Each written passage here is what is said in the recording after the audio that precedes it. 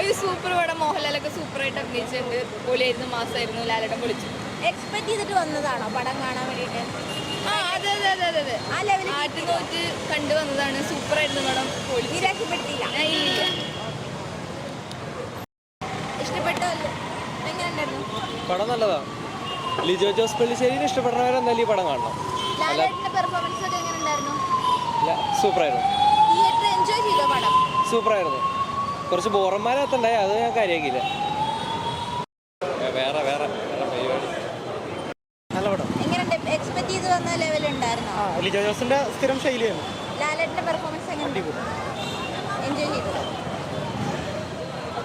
Typical Lijo Jose Pallissery പടത്തിന് ലാലേട്ടന്റെ performance അടിപൊളിയാണ്. പക്ഷേ എന്താണ് സാറ്റിസ്ഫാക്ഷൻ അങ്ങോട്ട് വന്നില്ല. സ്ക്രിപ്റ്റ് ആണോ അതോ മൊത്തത്തിലുള്ള മേക്കിംഗ് ആണോ? മേക്കിംഗ് ഉണ്ട്. നമ്മുടെ ലിജോ ജോസ് പല്ലിശ്ശേരിയുടെ സാധാ പടം മോഡൽ തന്നെയാണ്. എന്നാലും കുഴപ്പമില്ല. നല്ലൊരു 100% LJP മൂവി എന്നുള്ള ഒരു ടാഗ് ലൈനോട് തന്നെയാണ് പടത്തിന് കയറിയത്. അപ്പോൾ ഒട്ടും നിരാശയില്ല.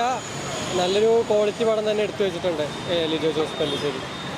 ഒരു മാസ് കൊമേഴ്ഷ്യൽ പടമൊന്നും വിചാരിച്ച് നമുക്ക് കയറാൻ പറ്റിയൊരു പടമല്ല. ഒരു അമർ ചിത്രകഥ, അവർ ഇൻ്റർവ്യൂവിൽ പറഞ്ഞ പോലെ ഒരു അമർ ചിത്രകഥ ഒരു കോമിക് ചിത്രമായിട്ട് തന്നെ അവർ നന്നായി അവതരിപ്പിച്ചിട്ടുണ്ട്. ഭയങ്കര ടെക്നിക്കലായിട്ട് സിനിമാറ്റോഗ്രഫിയും ആണെങ്കിലും ബാക്ക്ഗ്രൗണ്ട് ആണെങ്കിലും അവർ കിടലിനായിട്ട് എടുത്തു വെച്ചിട്ടുണ്ട്.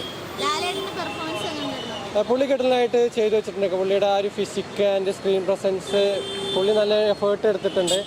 പിന്നെ എന്താണെന്ന് വെച്ചാൽ പുള്ളിക്ക് ഇതിൽ കാര്യമായിട്ടൊന്നും ചെയ്യാനുള്ള ഒരു റോള് കിട്ടിയില്ല എന്ന് തന്നെയാണ് പറയാനുള്ളത്. പുള്ളിയുടെ 100% കൊടുത്തൊരു റോള് തന്നെയായിരുന്നു. അത്ര തന്നെയാണ് പറയാനുള്ളത്.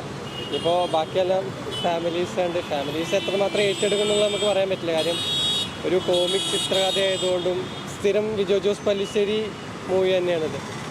Okay, thank you. കൂടുതൽ വീഡിയോസിനായി B4 Place ഫോളോ ചെയ്യൂ, സബ്സ്ക്രൈബ് ചെയ്യൂ.